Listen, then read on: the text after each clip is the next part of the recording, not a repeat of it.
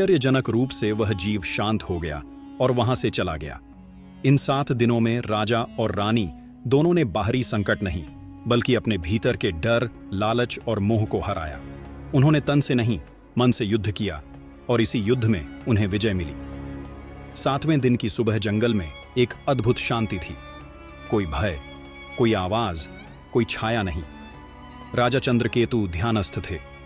तभी एक हल्की सी हवा चली और उनके सामने तांत्रिक प्रकट हुआ। लेकिन आज उसका रूप कुछ अलग था। उसकी आंखों में कठोरता नहीं, करुणा थी। उसकी वाणी में आज रहस्य नहीं, स्पष्टता थी। उसने राजा से कहा, हे चंद्रकेतु, तुमने न केवल तंत्र को साधा है बल्कि अपने भीतर की छाया को भी पराजित किया है। अब तुम केवल राजा नहीं, साधक हो चुके हो। वह कुछ कदम पीछे गया और अपने भस्मस्नात शरीर से एक तेज प्रकाश निकला। तांत्रिक का रूप बदलने लगा। राजा की आंखें चौंधियां गईं, लेकिन जब उन्होंने पुनः दृष्टि डाली तो वह कोई और था। उसका शरीर अब शांत प्रकाश से युक्त था। मस्तक पर त्रिशूल का चिन्ह, गले में रुद्राक्ष की माला। वह बोला, मैं शिव का गण हूं। मुझे तुम्हारी परीक्षा लेने भेजा गया था। तुमने धैर्य, संयम और करुणा का परिचय दिया है। अब तुम्हें केवल पुत्र ही नहीं, वह पुत्र भी मिलेगा जो भविष्य में धर्म का वाहक होगा। उसी समय महल में रानी यशोदा ध्यानमग्न थीं। अचानक उन्हें स्वप्न में माता पार्वती का आशीर्वाद प्राप्त हुआ। मां ने मुस्कुराकर कहा, बेटी, तूने मोह को ठुकराया और सत्य को अपनाया। तेरे गर्भ में अब वह रत्न अंकुरित हुआ है जो न केवल अंधकमल बल्कि पूरी धरती का मार्गदर्शक बनेगा। जब राजा महल लौटे, रानी उनकी प्रतीक्षा में खड़ी थीं। उनकी आंखें नम थीं, लेकिन चेहरा तेजस्वी था। उन्होंने कोई शब्द नहीं कहे, बस एक दूसरे को देखा। और उस एक दृष्टि में 7 दिनों की परीक्षा, डर, त्याग और विश्वास की सारी कहानी समा गई। कुछ महीनों बाद रानी ने एक तेजस्वी पुत्र को जन्म दिया। उसका जन्म राज्य में उत्सव बन गया। उसका नाम रखा गया विवेकसेन, जो बचपन से ही मंत्र, नीति और धर्म में अद्भुत रुचि रखने लगा। वह बड़ा होकर न केवल एक महान राजा बना बल्कि पूरे देश में तंत्र और धर्म के संतुलन का प्रतीक भी बना। विवेकसेन के जन्म से पूरा अंधकमल राज्य जैसे जाग उठा।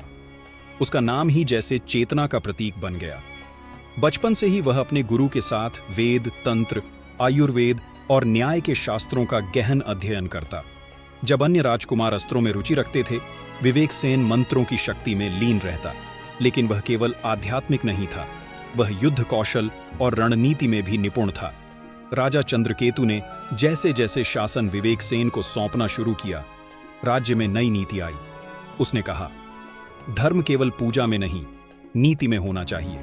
तंत्र केवल भय का नहीं, उपचार का साधन बनना चाहिए। और राजा केवल शासन करने वाला नहीं, सेवक होना चाहिए। विवेकसेन ने अंधकमल राज्य में ऐसी व्यवस्था बनाई जहां तांत्रिक ज्ञान को समाज कल्याण में जोड़ा गया। मंत्रों से जल शुद्धि की प्रणाली, औषधीय प्रयोग और मानसिक रोगों के इलाज किए गए। उसने भूत प्रेत और अंधविश्वास को हटाकर तंत्र को विज्ञान की दृष्टि से स्थापित किया।